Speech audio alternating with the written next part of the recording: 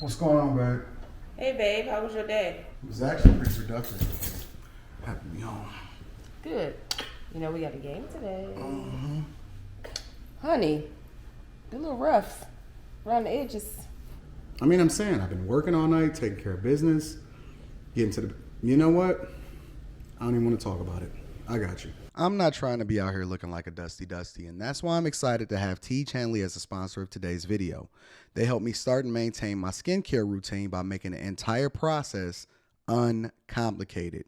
Honestly, it's the best skincare system for guys like you and me. I recommend you start with their level 1 system, which come with all of the basics: a daily face wash to get rid of the dirt and grime on your skin, a 2 times per week exfoliating scrub to get rid of the dead skin cells, an AM moisturizer with SPF 20 because you should always be protecting your skin from the sun, and a PM moisturizer to help your skin stay hydrated and healthy throughout the night. My favorite part about Teach Hanley is that every box comes with an instruction card that tells you when to use each product, how much to use, and in what order. In addition to amazing skin, members of Teach Hanley get tons of benefits, including at least 20% off the retail price and the ability to customize your box. And because Teach Hanley is sponsoring today's video, they're offering my viewers an amazing deal. Just click the first link in the description. You'll get 30% off your first box plus a free gift. Click the link and get started today. We're taking care of ourselves. Self-care, fellas, is the first step to be able to get to that bag, to take care of business, and be on top of things and level up in every aspect of your life. Feel the Teach, my friends. What's going on is Anton from AntonDaniels.com. I appreciate you guys for continuing to rock with me. Yes, it's a little bit different this morning because you are watching this on a premiere instead of watching it live. And I literally pre-recorded this video a couple of hours before I have to head out and start taking care of business and then making sure I get to the airport because I have to tap in with my bag chasers over in New York because we're doing a Patreon exclusive live meetup in the New York area, and it's going to be absolutely awesome. So this goes the same as it always has, right? I'm still cooking up. I'm still going to give you a full show because we don't miss. We don't make adjustments. We don't move around. We don't do anything differently. So I'm expecting for you to get the same value that you get on a morning, every morning on a daily basis. Every morning, I'm expecting for you to be tuned in just as intently today as you would normally, right? Because it's the same effort, it's the same vision, it's the same interaction, well, maybe not interaction, but it's the same everything, right? Still the same Rolex, still the same Versace robe. I should have put on red today because I'm feeling a little bit spicy. You know what I'm saying? With 9.1% inflation that popped off yesterday, and I was cooking. Listen, if I would have continued to do that live stream yesterday, I would have started going, catching the spirit. You know what I'm saying? Real talk. A lot of y'all not familiar with how it goes in church. You're not familiar with how you used to be in church. I have been in environments where, and a lot of y'all are not necessarily familiar with this aspect of my life because I haven't let you into this aspect of my life.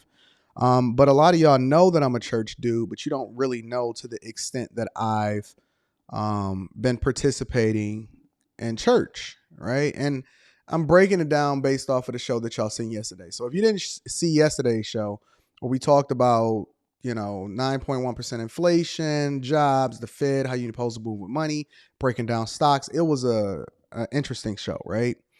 But I come from environments where you had to learn how to control it because, as you continue to grow, as I've learned how to speak publicly and to read the audience and the different things and so on and so forth, it is started to transform into what it is that I do online. See, when you interact with me in person, it's a whole nother experience, which is why I fly to different states to interact with my people.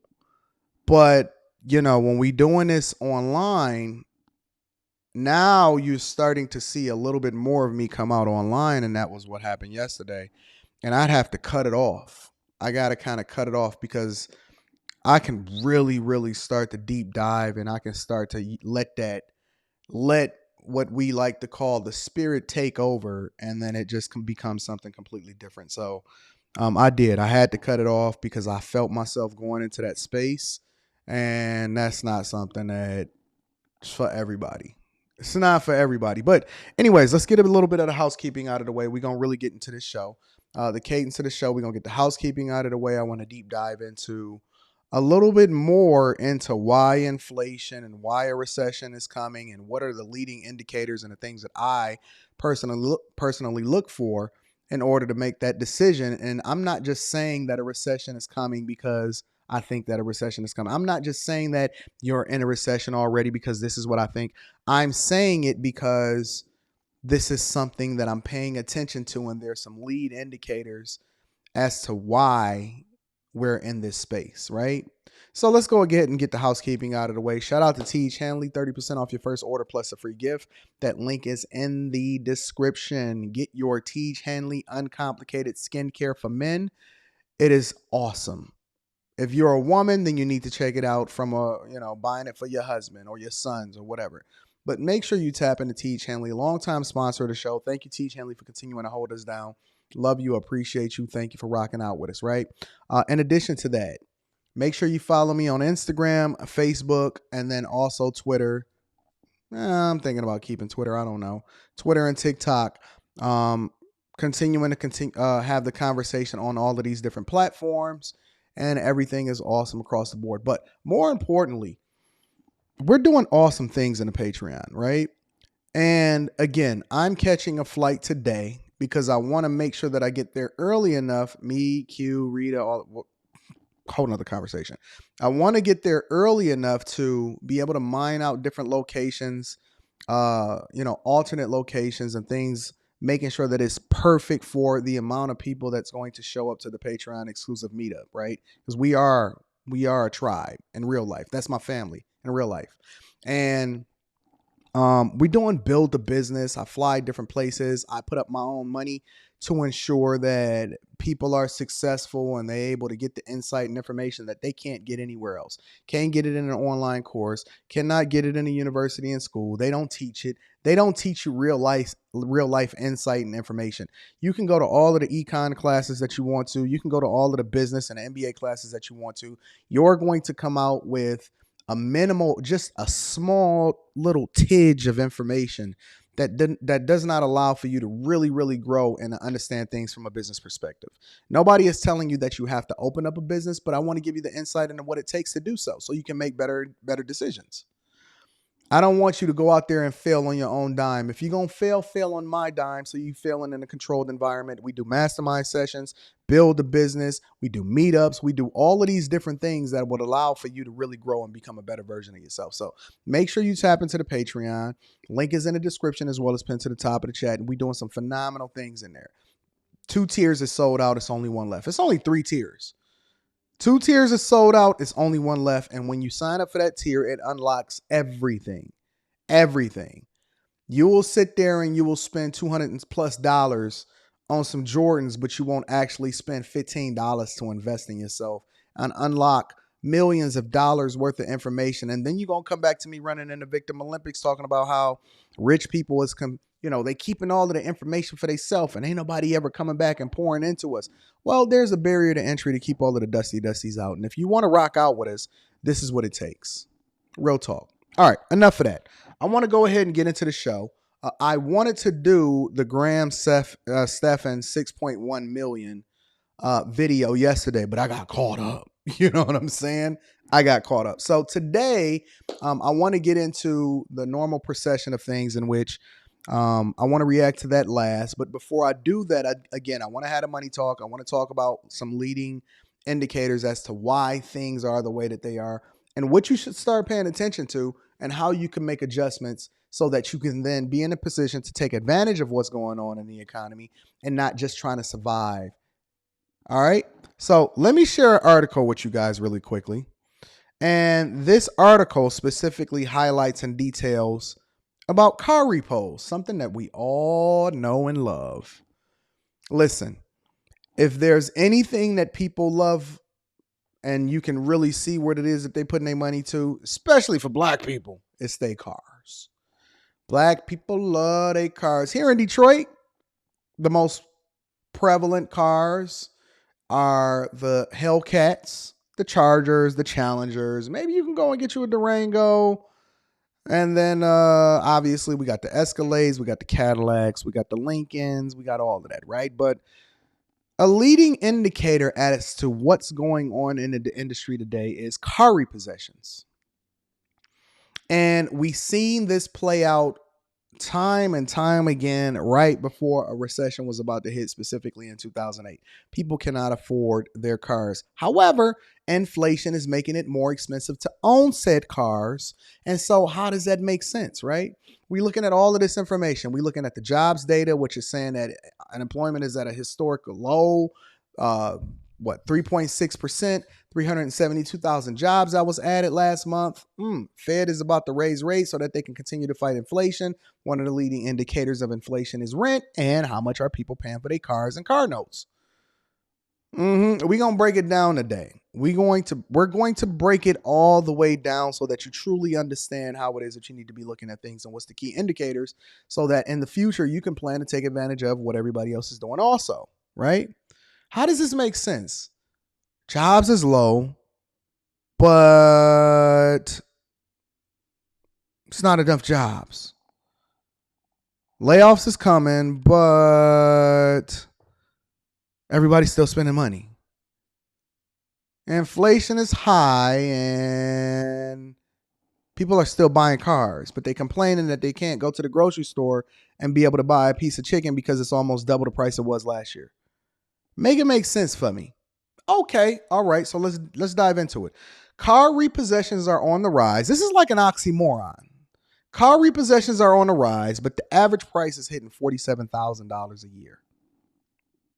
The average price of a car is going up, but you still cannot get some of these cars without ordering online and making sure that you get on a wait list for at least a year. Real talk. Look, I did a video and everybody was laughing, but you always come back to see it from my perspective. Funny how that works. I did a video a little while ago, right? And I said, yeah. And actually, I was on a live stream. I was on the Millionaire Morning Show live stream, and my dealer, not dope dealer, not drug dealer, but my car dealer called Rita and they said, yo, Anton, your car is in. It's time for you to come and pick it up. But it's this other one that you might want, depending on what color you want to rock with or whatever. And it was the S-Class. And so I went down to Mercedes or whatever, and I was checking out the other one before I bought cocaine white one, cocaine music number 4. You know what I'm saying? Y'all don't know nothing about that Yo Gotti. But I was checking it out, and then it was I didn't find out till later, but it was another young man that was younger than me, but they was trying to get it, but they couldn't get it. And so they was trying to get some more credit, and they was trying to come up with some more money to put down. And so that was one of the reasons why he was showing it to me, because he was like, yo, Anton, I don't know if they're going to be able to pull this one off. So you want me to wait a couple days before you take this one home? So I said, nah, I'm good. I'm going to take the one that I custom ordered and that I waited an extended period of time. And then you know what else? Not only is the car more expensive than the car last year, but they also charged a premium because there is a wait list for you to get a hold of these cars. Yep, charged me an extra $15,000 on top of the sticker. Went ahead and took it home. Obviously, it's a business expense. I don't really care about that and nothing like that anyway, because I want what I want, and it is phenomenal. Diamond stitch leather, red guts, right? Got the pillows on the headrest, reclining in the back seat, ambiance, all of the nice screens, digital, rides like a dream. I've been driving that car almost every single day. Not going to take it to the airport today, but I've been driving that car all the time, right?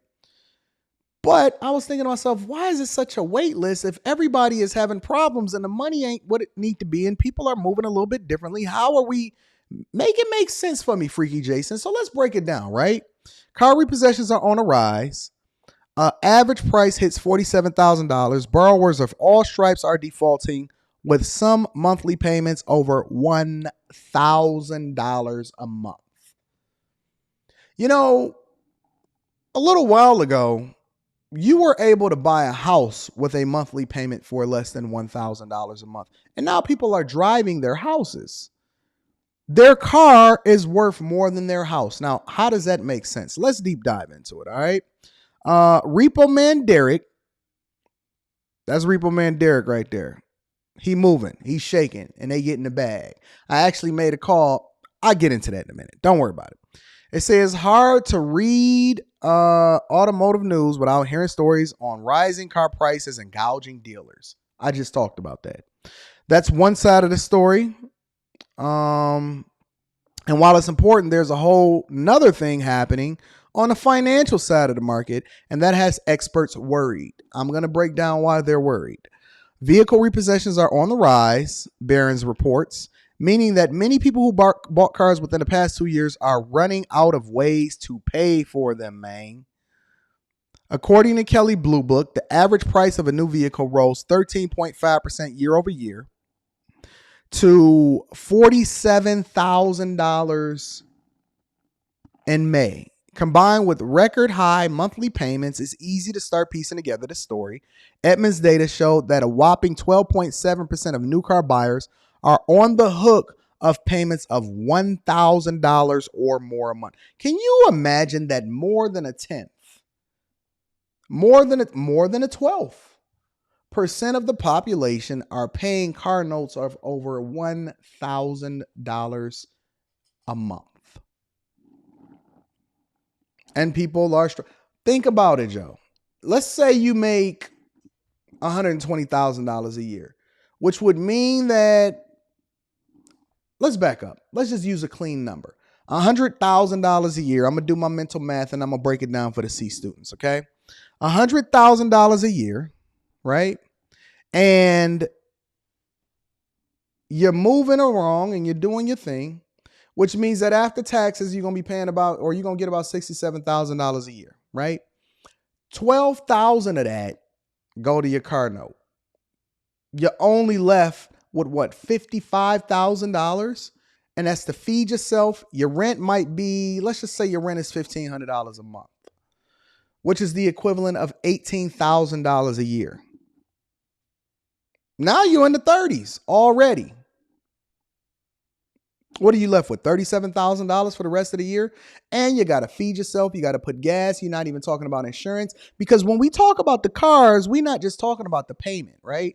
If you're paying $1,000 a month, you also probably got to throw in an extra $300 to $400 a month in gas. Yes, I know. I coach people. And then you got to throw in an extra few $100s a month for insurance. Now you're paying the equivalent of between $15,000 and $18,000 a year just to own a vehicle that continues to depreciate over time. Not even what it is that I want to deep dive into yet. Now, when people start cutting, they first cut their insurance. Then they want to remove how often they drive it. People going to find a way to drive. They going to take some bottles to the store or whatever. They going to find a way to drive. And then they're going to get behind on their car note. And then they get 30 days late and they start getting the fees on top of that. And then they get 60 days late and then the repo man start banging and then you start having it over somebody else's house, right? You start falling in disarray.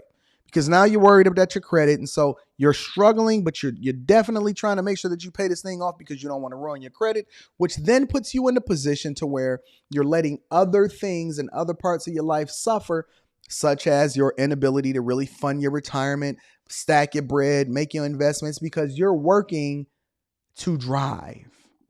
You're literally working to drive. Everybody is paying car notes of over $1,000 a month. I done seen more Escalades on the street back to back to back than I've never seen in my life. And I'll be wondering to myself, okay, well, out of 10 vehicles that I look at on the road, if it's 10 of us stopped at the light, that means one of us is getting our car repossessed, and then a few others of us are falling behind. Let's continue to deep dive, okay? These are mortgage payment numbers. I just said that. Mortgage payment numbers for much of America. And they're being applied to a depreciating, I just said that, depreciating asset. We're not talking about luxury makes and models here either. People are paying over sticker for several new models, and even non-luxury vehicles are becoming more expensive as demand remains strong and supply remains constrained. Do you know that I've seen pickup trucks that cost upwards of $80,000 and $90,000. When General Motors released that Hummer EV and they said that it was a six-figure vehicle, I said, y'all want a six-figure man or you want a six-figure vehicle? I was confused because I was trying to understand what the heck is happening out here in these streets and how are people moving when I know for a fact they don't generate even close to as much money as me and they're not even looking at things from a business perspective. But let me tell you what are the lead indicators and why it makes sense, right? Why I'm paying attention to what the heck is going on. Because not only are people paying high car notes, but they're paying them for vehicles that's not even that awesome, which means that their interest rate is out of control. And then that translates into subprime lending. For those of you that don't understand what subprime lending is, subprime lending can be applied to anything. It can be applied to homes, which is one of the reasons that the 2008 crisis happened. It could be applied to cars, so on and so forth. Because let me tell you how most car dealers work. Not Tesla, but most car dealers. Most car dealers are separating what it is that they're doing from how it is that people are financing it. GM Financial is completely different than General Motors, the company, the auto manufacturer, right? All of these financing companies are completely different entities than the manufacturing. So what happens is the manufacturers, they get paid based off of getting that car off. They want to get it over to the dealer. They want to manufacture as much as they possibly can because that's how it is that they account for their monies. The finance company makes money off of what you pay in interest. So when I tell you guys, for example, when I say, yo, don't get a 30-year, get a 15-year because you save in half in interest. If you finance a $300,000 home and then you're paying, $150,000 in interest over the course of a 30-year mortgage, you can literally cut that in more than half if you get a 15-year and you get rid of it early. Why would you give it away an extra $75,000? That makes no sense because that $75,000 can then be used to make investments that ultimately add more into your portfolio, which increases your net worth. We talking money here. This is the Millionaire Morning Show. It's no unique place like it on earth. It's the best show on YouTube, especially in the morning. We're talking money here, right? But subprime lending is one of the things that is a lead indicator. And what happens is people are financing these cars because of a couple different reasons. A, they're financing the car because they say that they need a car to get back and forth to wherever it is that they got to go. And they don't have the lump sum of money to be able to just purchase a get around. B, a lot of times people want to keep up with the Joneses. And so the perception is reality in their mind instead of the reality being looking at their bank account. The perception is the reality. And so what happens is they overpay for something that they're not supposed to have in the first place when they was just trying to get a car. You can go and get a beater. You can go and do anything that you want to do, but no, they didn't do that. They financed their future away because the way that they budget their money is what it is that they think that they can afford from a payment perspective instead of looking at what the interest rate is and how much they're actually paying off the principal. When you get your statement, ladies and gentlemen, what I want you to do is look at how much is going to the interest and how much is going to the principal, right? Okay, cool. Also take into consideration that they still can't even afford the payment. They can't afford the payment. Most people, most millennials, and this is a fact, you can literally just look it up. Most millennials making $100,000 or more are one paycheck away, living paycheck to paycheck, one paycheck away from losing everything. They're leveraged up to their eyeballs. Every month, their entire budget is allocated towards making sure that they make their payments instead of their making their money work for them. And so what's happening is that you got these mortgage payment numbers for something that continues to go down because people are trying to impress people that don't care anything about them for a vehicle that is ultimately going to be your demise when it comes to your economic status. Let's continue with the article. Part of the problem, as Barron points out, many buyers are defaulting on loans purchased on those vehicles in 2020 and 2021. Wait a minute, you talking about the STEMI times? You saying that when everybody was sitting at home and they was getting STEMI checks and they made big down payments on these cars so that they can then do whatever it is that they want to do. Look, I ain't even get to that part. I have not read this article. I skimmed through it. When they receive STEMI money or temporary bumps in pay due to the pandemic, as those benefits recede, some are left holding the bag with monthly auto loan payments that eats up a significant portion of their monthly incomes. Some expect the scenario to play out like the subprime mortgage crisis in 2008 and 2009. It's impossible to tell where inflation and global politics will lead the economy next. So this is what happens. Finance companies are then financing your purchase of the vehicle that the auto manufacturer can now say, hey, we sold a lot of cars this month. We making a lot of money. We getting paid. We getting paid. Now, finance companies make money off of you paying the interest on the car that you're now financing. They need you to take out a loan, but then they have to determine what your risk is. And the higher the risk, the lower the credit score, the lower the ability, because you can have a high credit score, but you can have a lower income. Your credit score is comprised of things that does not necessarily take into account what your income is. And so not only are they trying to determine what your credit score is, they're trying to determine the affordability and whether or not you can actually take this car off the lot. And so what they do is you get people that's out here finessing and scamming, and it's a reason why the system exists the way that it exists. You get people out here finessing and scamming, and what they tell you is, hey, I need to get my credit up. Instead of asking a question of why is my credit in this space in the first place, they say, well, I need to get my credit up. How did I get my credit score up? So that I can then finance and do more and continue to give my future away instead of investing in the things that actually make sense. So they say, okay, let me tell you how to finesse and get your credit score up, which is very, very easy. It's very, very easy. And so they finance their lives away, right? This is real. It don't get no realer than this. They finance their lives away, right? And they couldn't really afford it in the first place, which is one of the reasons why they finessed. But you still have to go through the process, and they still able to pull up your credit score or whatever. They find out that you can't really afford this car, but they're going to figure out how to get it to you anyway because it's in their best interest to make you pay as much as humanly possible for this car because they want to make money off the loan, right? It's a balance. It's a delicate balance. People that can actually afford the car, that have a great credit score, that have a great income, that don't have a lot going on in their lives, they're much more likely to get a lower interest rate because it's less risk. You're actually a lot riskier, right? You got a lot going on in your life. And so they gonna charge you Listen, I've seen people in the high 20%, the 20% interest rate level. I said, bro, this is not the move. We gonna have to go ahead and reset and get you up out of that, big dog. Real talk, right? And so we then get into a space where they then are charging you these egregious, let's just say they charging you something crazy like 18% interest on your car. A lot of y'all say, well, I'm going to get into it and then I'm going to improve my credit score and then I'm going to refinance it. Well, if you were in a position to improve your credit score, then why are you getting into this in a bad deal in the first place instead of getting your life together? And then you'll realize that you don't need to buy the car in the first place. You can continue to doing what you was doing before you decided that you wanted to go to the dealership and stun on people. Neither here nor there.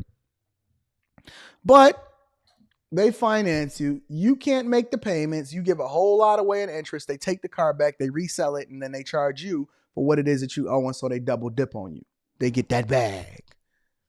But it's still a leading indicator as to what's going on in the economy. Inflation is still running rampant because the average price of a car, the average, just the middle, is $47,000 plus. Which means that part of the contribution to rising inflation is the costs that you're willing to pay for the things that you don't even necessarily need in order to make sure that you can live your life. Look at it. Let's talk about it. Barron's also interviewed car dealerships who regularly purchase repossessed vehicles before they head to auction. One noted that the repossessed cars are coming out of situations where buyers' loan-to-value ratio is trending well north of 100%. Loan to value, or LTV, refers to the amount The loan amount versus the vehicle value. So a car worth $10,000 with a $20,000 or a $2,000 inventory markup yields a loan to value of 120%. It's tempting to believe the spike in repossession numbers is due to low wage workers or people with bad credit dragging down the system, but that's not entirely the case. It is the case because a lot of people are finessing their credit scores and they're finessing their income, which ultimately is one of the reasons why they can't afford the vehicle in the first place and why we had a spike in the amount of money that was being printed, sent out in the form of stimmies. People went and got these cars, couldn't afford it, and then, because let's be clear, jobs are still at a historic 3.6% unemployment rate. 372,000 jobs added. Y'all out here working y'all butt off, but you still ain't making enough money to be able to sustain your lifestyle. This is real. Go ahead. It's true that repos for subprime borrowers almost doubled to 11% since 2020. So that means that more people are getting repossessed, even though there were less cars sold because of the semiconductor and part shortage. Now continue to make that make sense for me. Repossessions are up.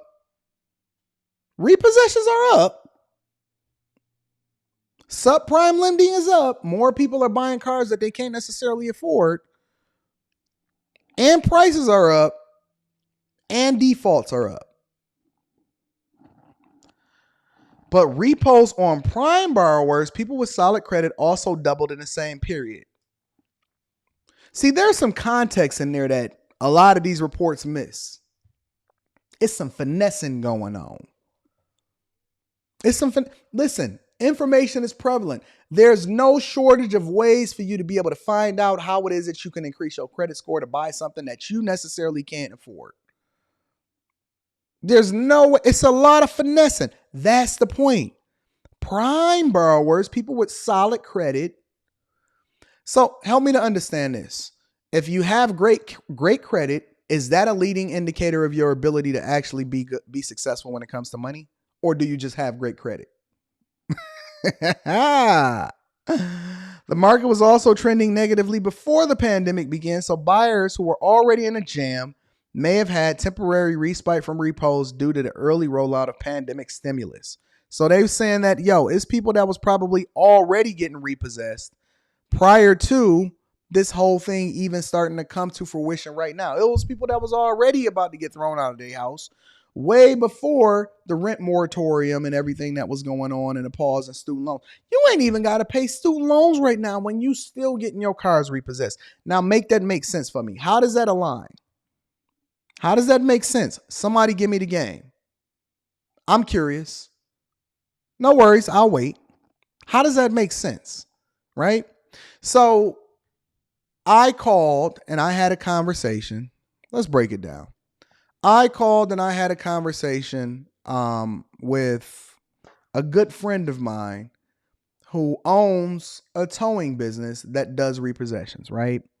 And what they highlighted to me was that A, they're raising the prices on what it's going to cost for them to be able to come and pick up your vehicle. Yep, what they're charging. That's A. B, he said that he's busier than he's ever been, and all of the other people that does it also that he knows is busier than ever. There is so many people that are losing their cars, and it's unfortunate because I never want to see people in a duress situation. However, I think that it's important to learn the lesson. And more often than not, people do not learn the lesson, which is one of the reasons why they continue to find themselves in these same positions over and over and over again. I was telling somebody this morning when I was having a conversation with him, and I said, listen, my friend, getting rich is easy. Don't worry, I'm going to bring it back to you. I said, getting rich is easy. The difficult part for most people is their inability to be disciplined enough to get to the point to where they then can afford whatever it is that they want in their lives. And he said, Anton, I can't see it because I can't wait to get to this point in my life where I can actually afford this thing. Let's just say a thing. Let's use something. Let's use a tangible product where I can afford the benzo. You out here living life la vida loca. I can't wait to get to that point, but it just seems so far away. And I say, I understand. I get it. I said, but getting rich is easy. He said, how can you tell me that when I just told you what it is that I'm just, I want the benzo, but it just seems so far away for me to be able to get to the point where I can truly afford a $150,000 plus vehicle. You got the Porsche, you got the Benz, you got the Tesla and all of that. You rocking, you just living a La Vida Loca. I said, let's do a little bit of an experiment, right? I said, you paying attention to that 10-year vision makes it very, very difficult to stick to. He said, yeah. I said, because you can't see it. I want to buy the Pistons. It's probably going to take me a couple $1 billion to do it. But if I'm looking at where I'm at now and where it is that I need to be in order to buy the Pistons, it would seem impossible. But then I reverse engineer it and I say, okay, if I want to buy the Pistons in 10 to 15 years, then this is where I need to be at year 1, 2, 3, 4, or let's just say 15, 14, 13, 12, 11, 10, 9, 8, 7, 6, 5, 4, 3, 2, 1. Milestones is broken out by year.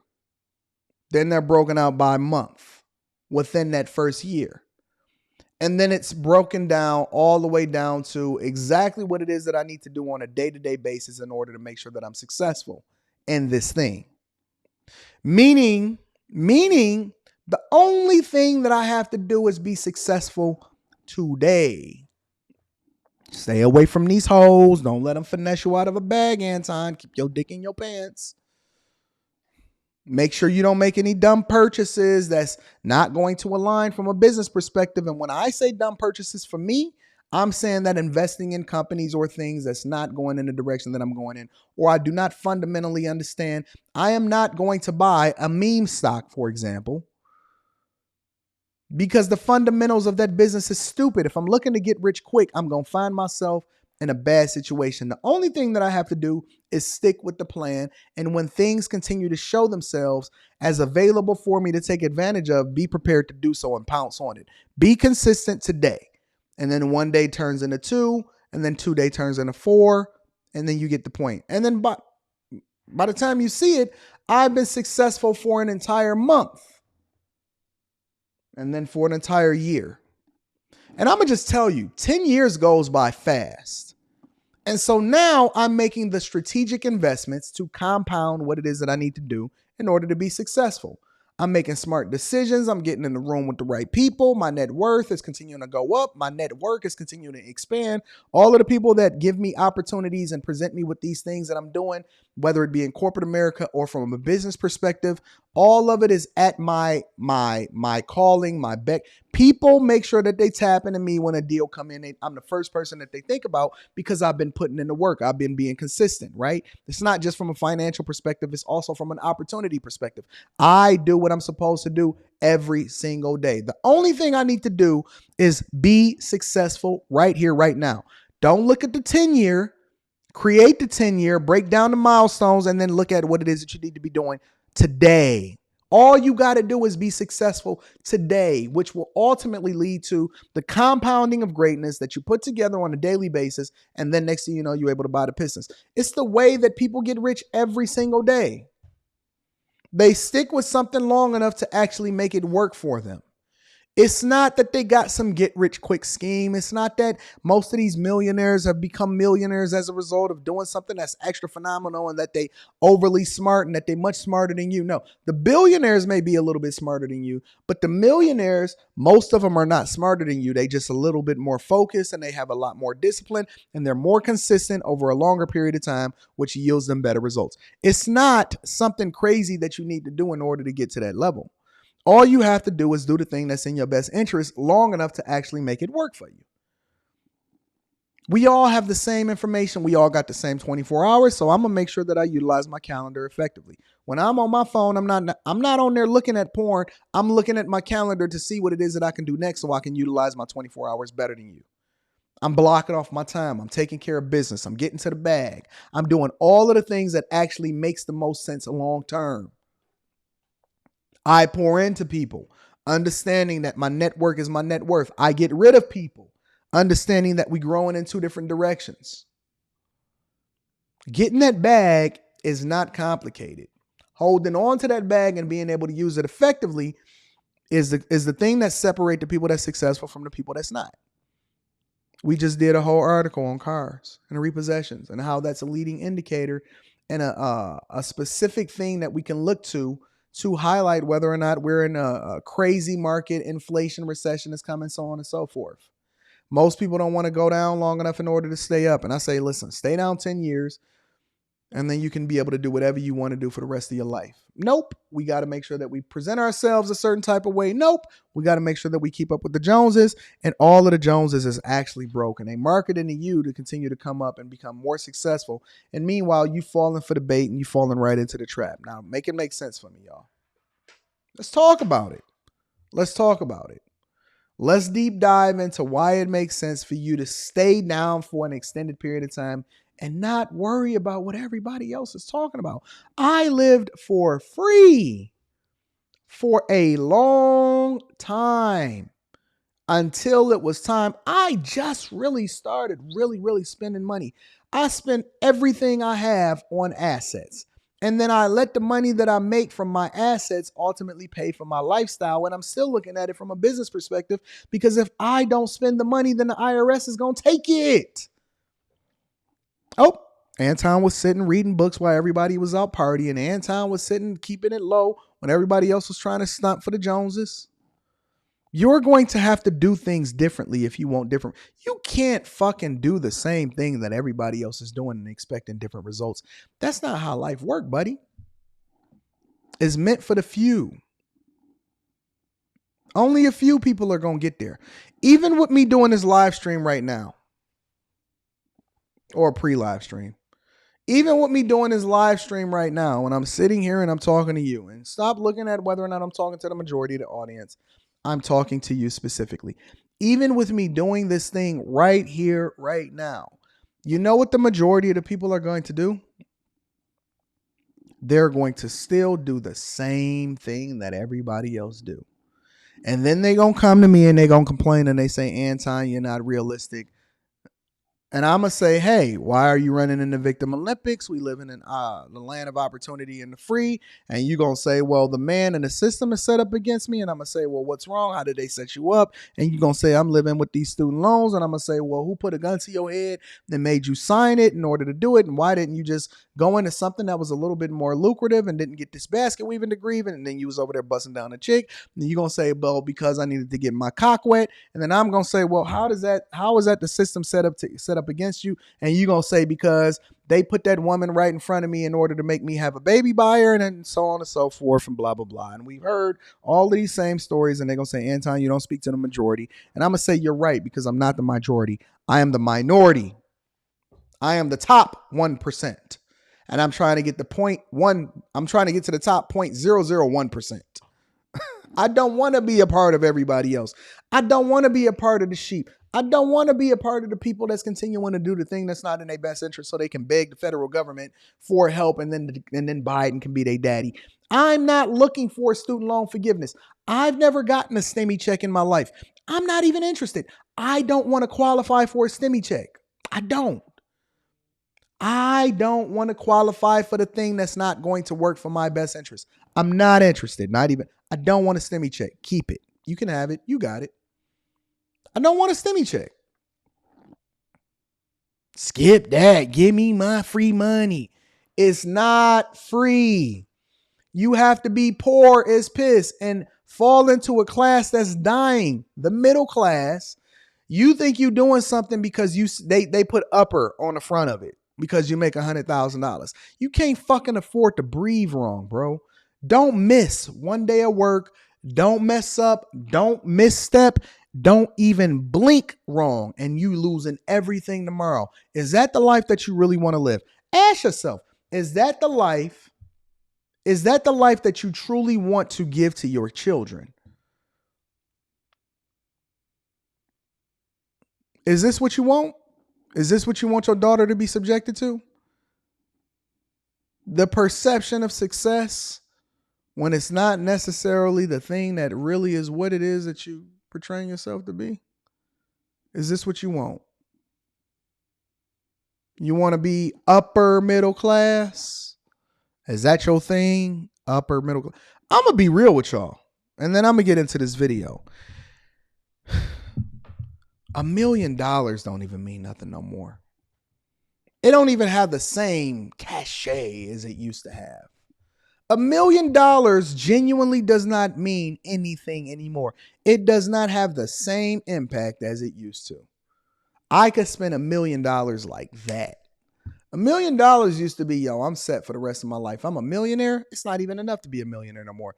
You got to be a deca-millionaire at this point in order to really consider yourself rich and be able to support a lifestyle that people would envy and look up to. $1 million, getting to $1 million, most people will never do it. And it doesn't even mean anything anymore. And you know why? Because of the leading indicators of what this economy is turning into, and that inflation for you and a recession for you has already been here. The way that we even measure inflation is much different than we measured it in yesteryear. We're actually in double-digit inflation. Accounting, finessing the numbers, don't worry about it. We'll get into it one day. We're actually in double-digit inflation. And you're still talking about the same old in order to try to be as average as possible. You average as best. Average at best. I want to be solidly middle class. Let's get into this video, y'all. I want to deep dive into it. I wanted to deep dive into this yesterday, but I want to deep dive into it. It's Stefan and making 6.1 million. And the other video that I did of him was of a couple years ago. He went from 1.2 to 6.1 in a matter of a couple years. I have not seen this video, but I definitely want to pay attention to how he was able to do it.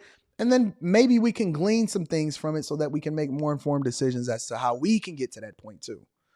I want to study that. I don't want to study this duress bull crap that we talking about. Let's get into the video, y'all. And this is my office. Come on in. Very superstitious, so I always have to sit right here to post a video. If we don't sit right here, we have a bad video. Since 2019, my income has almost tripled.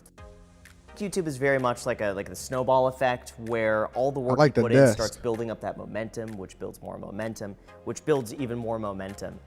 There have been a lot of changes throughout these last 2 years. I've moved to Las Vegas. I now have 5 YouTube channels. I've doubled down on the content I'm putting out, and things are busier than ever. I did not know that he had 5 YouTube channels. Man, I'm learning something new every day. I thought he had like 2 or 3 or something like that. I did not know that Stefan. I knew he had the podcast. No. I thought he had 3. Because I thought he had the 2 Stefans or Stefan Graham or some crap like that. And then he had the podcast or whatever. But I did not know he had 5 YouTube channels. That's pretty impressive because I got a bunch of YouTube channels myself, obviously. But he doubled down on content, doubled down on the thing that he does well. And then he's making a ton of money. But let's get into it. My name is Stefan. I'm 31 years old. I make $6.1 million a year in Las I like that number. That makes me feel all good and cushy inside. Vegas, Nevada. And this is, wait for it, millennial money. Never miss an opportunity to promote yourself. Ever. I wonder if you're going to talk about why he moved to Las Vegas. 2019 was the first year that Graham earned $1 million from his YouTube channels. His net worth is now $15.5 million. My day is really boring. People think it's really exciting. Honestly, 10 hours a day is probably just spent just in front of a computer. So I would say usually I'll wake up anywhere between like 6 a.m. and 7 a.m. And then I walk 20 feet to my office. I close the door. And usually I don't come out until like 6 p.m., sometimes 7. But in that office, I'm just trying to think of video ideas. I'm trying to plan out different concepts. For some reason, did y'all notice? Let me go back a little bit. Did y'all notice he was actually editing his own content? There's a debate that's happening amongst content creators as far as being able to separate responsibilities in order to ease up what it is that you do. I myself am going through a transformation in which I'm trying to balance out the things that I want to let go and put in the hands and the responsibilities of that thing into other people's hands in order to free up time for me to make more money and do the things that generate the more revenue and the things that I want to stay hands-on on, which is one of the reasons why it takes you having a calendar. But a lot of what people do that get to a certain level is they do work harder than you, but the majority of the time that they're spending, especially earlier in the day, is mining out different concepts, understanding things, planning things out, and then being able to generate the most revenue. Graham Stefan, as a financial expert, makes the majority of his money off of content creation. For some reason, I have an easier time planning videos on a beanbag than I do on the couch. But I edit on the couch. You could just take this, put it here. Dude is doing his own editing still. That's pretty dope. And usually then after about 6 p.m., 6:30, we're wrapped up and try to take the rest of the day off. So he spends the majority of his time working. First 10 hours of his day is grind time. When I say, and again, how they're working or whether or not they're using their physical bodies and all of that other type of stuff is completely different than what it is that you're talking about, you know, people that make less work harder and all of that. I would say people that actually make the most work the hardest. So since the first episode, Macy moved in with me, and it's been really nice that, like, throughout the day I can take like little breaks and we That's can his hang out girlfriend, and kinda Macy? see each Okay. other. And it's nice just to kind of take myself out of the computer every now and then and just clear my mind and just relax. Get a it, little bit Graham. today. I heard that he engaged now. This is the part I wanted to get to. I can't believe it's already been like almost 2 years since It's a nice house. Wow. So I grew up in Los Angeles my entire life. Trash. It's really all I knew, and when the pandemic Great hit, weather, but it trash. really made me reevaluate where I wanted to be and where I wanted to work. And once I came up to Las Vegas to see a friend, we really got to experience a different side that I'd never seen before. And I really liked it, and I was able to get so much more for the money. I was able to get so much more space. Everything was less expensive, and that allowed me to expand my entire business in ways that just was not as possible in Los Angeles. The question that I ask myself a lot of times when I see people that have this perspective, because obviously we have no idea exactly what Graham's politics is. He stays away from that. He doesn't get into controversial things, which is one of the reasons why he appeals to the majority of people, because he stays right there in that middle where it's not as polarizing. You don't have to pick a side. You're not alienating a group of people, right? But I'm always wondering what the politics is, because what I hear from a lot of people a lot of times, and they say, yo, we don't want you here in our other states. We don't want you here in Nevada. We don't want you here in Texas. We don't want you in Arizona. We don't want you in Florida, right? A lot of Californians is moving out for business reasons. The cost of doing business is significantly lower. The taxes is significantly lower, especially for high income earners. You don't have to pay state taxes. And then more importantly, right, they're running away from the thing that they created largely. This is true. He's getting a lot more for his money, which obviously is contributing to inflation in that particular area. I'm just bringing it back to the original conversation that we was having earlier. But my point is that people are making decisions based off of business reasons. I would probably say to you that he probably does not even go out and spend the majority of his time in the environment that he visited his friend and experienced. He probably spends overwhelming majority of his house of his time in the house. He even said in the beginning of his live stream, yo, my life is boring. It's not even what y'all think it is. You don't care nothing about no real estate. There's certainly a financial component to moving here as well that would allow me to get a home that is almost 4,000 square feet for half the cost in Los Angeles.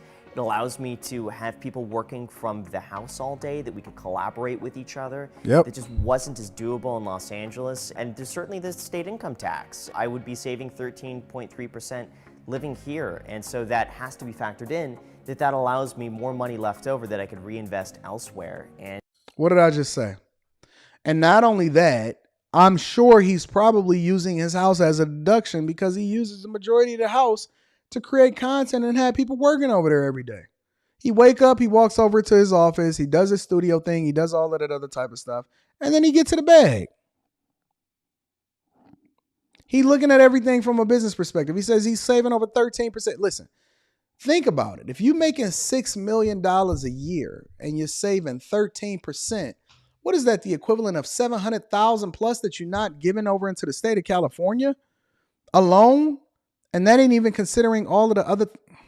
Let's continue. I want to see what he got to say first. A lot of that money just goes back into the business.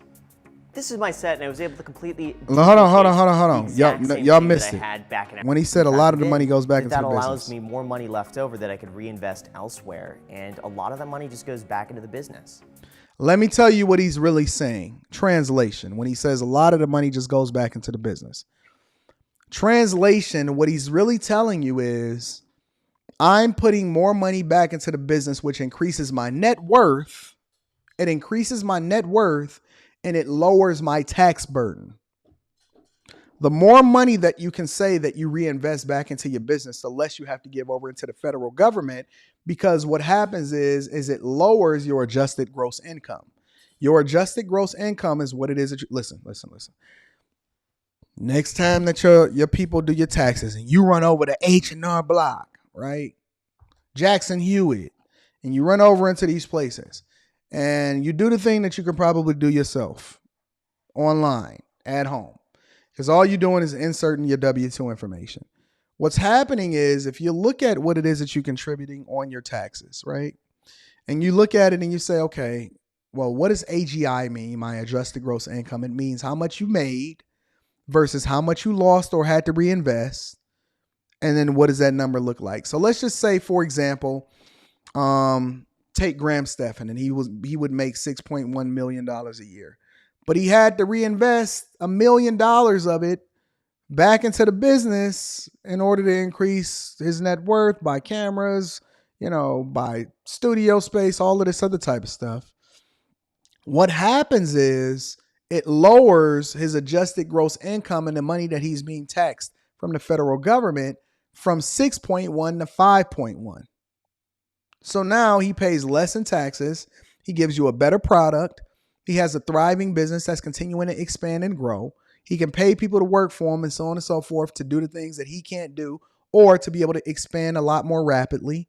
And he actually gets incentivized to do so from the federal government. And he don't have to pay state taxes to the state of California anymore, because he just moved over one state over to Nevada.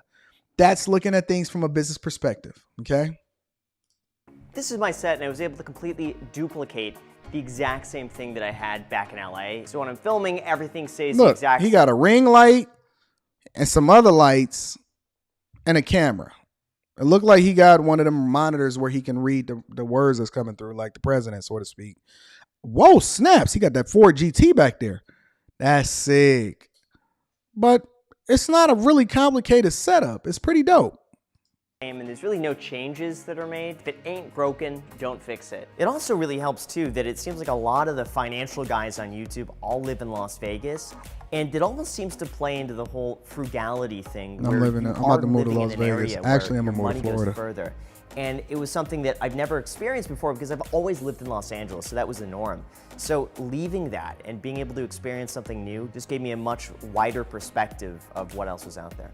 Your network is your net worth. He said all of the guys that I rock with, or all of the financial guys, actually wasn't living in California. They were living in Vegas, which allowed for him to expand his view and then ultimately level up even more than he was when he was making $1.2 million when he was living in California.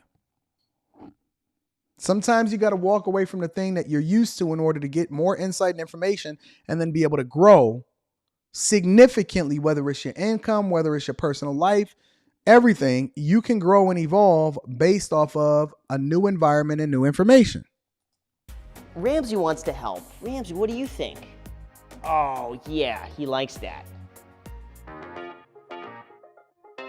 The money I keep in bank accounts has certainly increased, and some of that is just to continually pay taxes as they're due. But the other aspect of it is that I am always on the hunt for a good deal, and I never know where that's gonna come. So I prefer to keep some cash on the sidelines. That's crazy. If I see a good real estate deal come up, if there's a good investment opportunity, I'm always able to jump on that.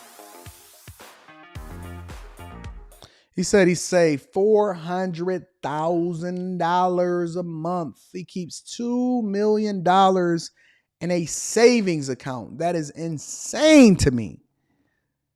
Now, he did give a little bit of an explanation, so I can rock with his explanation because it's not like he's just keeping it in there for the sake of keeping it in there. He's keeping it in there so that he can move and be a little bit more nimble with taking advantage of different deals that may pop up. So it's not like it's just sitting there just to be sitting there. He's actually utilizing it and he's deploying it. But just to have that junk sitting there, oh man, that makes me feel a certain type of way. I don't think that I could do it. I don't think that I'm built to just let even $100,000 just sit in a bank account. That sounds crazy to me. No way, no freaking how. But I like the fact that he's saving $4.8 million a year. $4.8 million a year, the equivalent of $400,000 a month. I want to see this budget. He invests 60% of it and the rest goes towards taxes and savings. Bought a 4-bedroom house in Las Vegas for $1.44 million with a 15% down payment.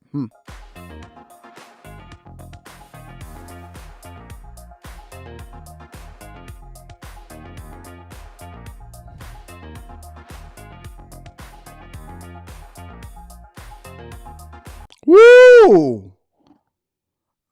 Get your toys, young man. I like Rolexes. He likes 310-gallon aquariums. Every single time I walk by to the kitchen, I'm just sitting here looking at it. He spent $45,000 on that? And every single time you see something new. So I still track every week. Wait. He spent $45,000 on that?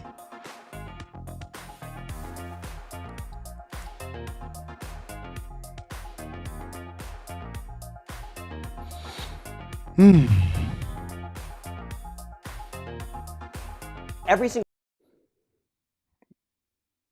time I walk by to the kitchen, I'm just sitting here looking at it for 30 minutes. And every single time you see something new. I don't know. Everybody he making enough money. He can do what he want to do. All the money that comes in, all the money that goes out, but this is his monthly really spending. No Let's look at budget this. at this point that I stick to, because the default is always I'm gonna save. All right, let me break this down. He got a personal spending budget of less than $10,000 a month. That sound about right. He spends $6,400 a month on his home in Las Vegas, $820 on food, $632 on his car. $632 on his car. I thought he had an electric car. He got a car note? That don't even make sense. I thought he had a Tesla. Okay. Utilities $570, discretionary $446, insurance $437, phone $50, subscription $20. I don't see anything wrong with this budget at all, but I'm trying to understand what the heck is going on with the car. What is $632 for the car? That don't make any sense to me. The default is never spent. That's weird. 112 degrees. Barely feel it. Yeah, it doesn't feel any higher than 95. What kind of car is that? I need to see what kind of car this is. Barely feel it. Yeah, it doesn't feel any higher than 95. That's an Audi. He's driving an Audi, so he must have more than one car. Today. How did the smallest person end up in the best seat of the car? If I do spend money, I mean, it's not enough to ever really move the needle. At the very most, it's going out to all-you-can-eat sushi at $21 a person. And that's me even extravagantly spending. There it is. Super sushi. Oh, Jesus.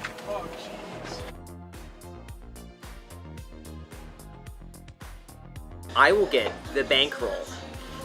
Yes, I know. From a spending standpoint, there are some changes from about 2 years ago. The biggest change was that back then, I would do anything just for the sake of cutting back a little bit more and saving. And at this point, I definitely eased up a little bit. And the biggest thing that I would say that I've started spending money on that I never imagined in the past was being able to buy back my time. As an example of that, I would say sometimes delivering food to the house. Yep. If that means that I could save an hour and a half, or even I could spend an extra hour and a half with Macy so she doesn't have to cook. Think about it though, y'all. Let's break this down. And this is why I say once you're able to buy back your time, you start to look at things a little bit differently, right? Now that he understands what the value of his time is, he moves differently. So that means we don't think about using money the same way that a normal, everyday, middle-class American thinks about using money. They thinking about money from the perspective of, I need to save it. Why would I go out to eat when I can cook? Why would I pay extra, to get stuff delivered when I could? I'm sure that, first of all, when he goes out and they discuss business at that restaurant, it's meals and entertainment. That's A. B, I'm also thinking about the idea that he's talking about, listen, I'm buying back my time. Instead of me spending time doing this or going grocery shopping and then bringing it back home and then putting it in the refrigerator and then we got to cook that stuff, I'm going to just get this junk delivered. You start to think about your time and you start to compartmentalize it a little bit differently. So I like that. Thank you, Graham, for not just running over to McDonald's and spending $2 on a Happy Meal or some crap. And getting a house cleaner. That was something that getting a house cleaner done before. Yep. Wait. Graham splits $250 a month with his girlfriend to hire a cleaning. Graham is a pimp. Graham Stefan is a pimp. He is still splitting costs with his girlfriend to hire a cleaning person for the house. That is pretty freaking incredible. Shout out to Graham Stefan. I didn't know he was out here pimping like that. Pimping.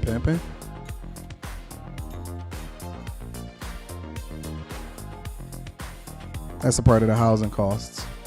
$820 a month on dining takeout for him, Macy, and his team. Pays around $300 a month for the couple's groceries. Wait. Macy pays $300 a month for the groceries? So he's splitting costs as far as cleaning and groceries with this chick? Wow.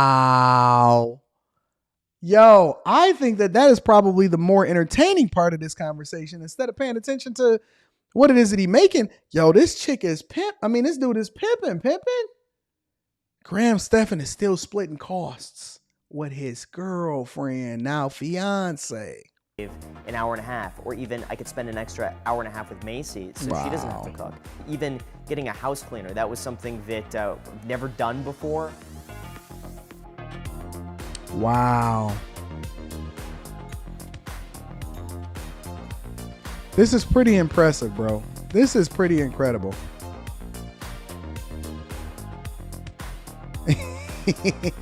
Yeah, y'all want to date these modern men? This is pretty funny. For sound, let's get that. You got that car locked up, boy. Nothing but a And then, so when we filmed the first episode, I was spending about 20% of my time working as a real estate agent, and then the other 80% of the time, till probably like 2 o'clock in the morning every single night, I'd be making YouTube videos. But when the pandemic hit and we were all just inside, that was the point for me where I was like, I want to just go all in on YouTube. Facts.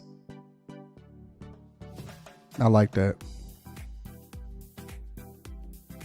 Got 4.5 million subscribers across 5 YouTube accounts. That's dope.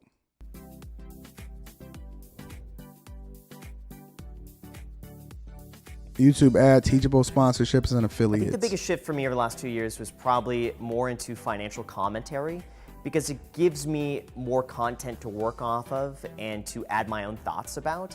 Because at the end of the day, there's only so many times I could talk about how to set up a Roth IRA. So in 2020, the YouTube ad revenue made about $2.5 million. And in 2021, we're on track to probably hit about $2.8 to $3 million by the end of the year. So of his $6.1 million income and 4.5 or 4 million plus subscribers, which he'll continue to grow, he only generates $2+ million from that, even though he makes $6 million a year, over $6 million a year. So a lot of people thinking that, hey, I got monetized, I got 1,000 subscribers. That don't necessarily mean that you're going to get no bags. Just because you have a following does not necessarily mean that you're making no money off of YouTube. And this is one of the things that I keep trying to tell people. Don't mean that it can't happen, but literally, let's put the numbers into perspective. $2+ million a year off of 400,000 subscribers. I'm sorry, 4.5 million subscribers across 5 channels. And the majority of his money is probably coming from affiliates and sponsorships. That's just facts. Hey guys, want to come to the office? Yeah. Cool. 2 years ago, I was pretty much doing everything myself.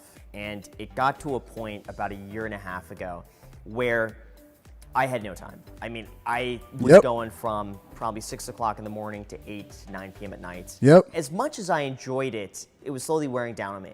And the tipping point for me was really when I started to see my own content and my own work decline. That's the point where it started making sense to bring someone else on. Posting time, you know what we need? We need one of those little bells. Bang, bang, bang, bang, bang, bang. That's what we need for posting time. Bang, bang, 3:30. There's a giant over Graham. Jesus. Look at these giants. Either they got the wrong camera angle or what the heck is going on? They're making Graham Stefan look like a midget. So Jack now we have full time. He edits the videos on the second channel. He runs the podcast with me. We've just recently hired on Alex, who helps edit some of those videos on the podcast. He's doing the vlog. And these are things that just wouldn't be possible on my own. I enjoyed just being like a one-man operation. I took a lot of pride in the fact agree. that, like, you know, look at all these people out there with these huge teams and look at how much I'm able to accomplish on my own. But I think at a certain point that was holding me back from continuing to grow. Because there's only so much work that I could do before just mentally you get burned out. And then at that point, work begins to suffer. So there we go.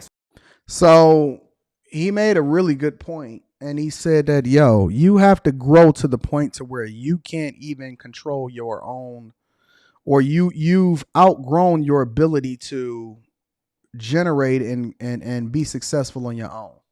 It has to come to a point to where the people that you surround yourself with have to add value, or you need to start surrounding yourself with people that add just as much value to what it is that you're doing, because you need to buy back some of your time to be a little bit more effective and efficient, in which he did take pride in the fact that he was doing all of that on his own. I think that that's a phenomenal point.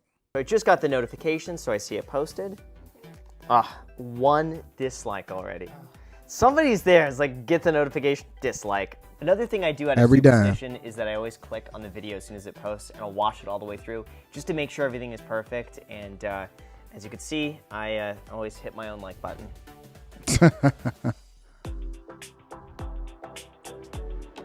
It's always going to be a hater somewhere. Shout out to the haters. How can you dislike Graham Stefan? He's such a nice guy. Back then, like 2-3 years ago, I was indiscriminate about where I would be spending my time. There you have it, espresso. I would work 2 a.m. I would wake up at 6 a.m. I just wouldn't care. I would just work. It didn't matter where I spent my time as long as I was doing something productive. I agree. Now I feel like I work a lot more efficiently, and every hour of my day is allocated to doing something. So I really look at where is my time best spent. Ooh. How Have Time Dog not been pushing y'all to start looking at y'all time and y'all calendar a little bit differently a long time ago? How am I able to get the most done during that time? And I've done my best to try to find as much balance as I can between having a life a little bit and working, even though I will say, like, work is my life in quite a big sense, and I enjoy it, but I've definitely become a lot more efficient and balanced in the process. I want to see how he's splitting resources with his girl. Risk of building your entire career on YouTube and potentially being at the whims of an algorithm. But I think to counteract that, we have such a supportive community. I've tried to diversify a little bit to other platforms, and if something were to happen, I would always have something else to fall back on, and that relieves some of the stress or some of the need to, keep the hamster wheel going and really do this from a place of authenticity, in the sense that, like, I really enjoy making content, not so much because it's like, oh, I need to sustain this lifestyle that just disappears if something like I need to find his other channels. I don't know what's I wonder if that's a Steinway.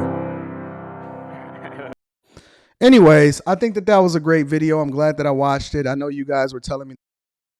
So I know you guys were telling me I needed to check it out. So shout out to Graham Stefan and what it is that he's doing. I think that he's doing a phenomenal job. I watch his content from time to time, but I need to find out what that other channel is, what those other channels are. And then also, in addition to that, I'll also need to find out what the heck is going on with him and his chick and why is he splitting costs. Anyways, I love y'all. I appreciate y'all. Thank you for tapping in. I hope you have a phenomenal day. Again, the work never stops. So even though I am on a plane or I'm possibly on my way to the airport right now, you are still going to get this work because I need you to start making sure that you're doing things intentionally instead of just doing it just for the sake of doing it. It all has to come down to looking at things from a business perspective. I love y'all. I appreciate y'all. If you have not already, take an opportunity to check out the Patreon and join up and rock out with a group of people that's going in the direction that you're going in because we're doing some great things in there. The link is in the description as well as pinned to the top of the chat. And if you rock with me and you genuinely enjoy some of the content or you find any value whatsoever, make sure you hit a like for the YouTube algorithm, subscribe to the channel, turn on your notifications. And then last but not least, if you need to kick it with me personally, email me at antondaniels413@gmail.com and we're going to get you set up. I love you. I appreciate y'all. I'm going to rock out with y'all later, but I need you to do me one more thing before we get up out of here. Make sure you share this with your family and friends. We don't want to be rich by ourselves. We're going to continue to get to that bag. We're going to continue to win in every shape possible, form that we can possibly win in. And we are not going to compromise when it comes to becoming the best version of ourselves. That's what a bag chaser is. I love you. I appreciate y'all. I'm going to holler at y'all later. Peace.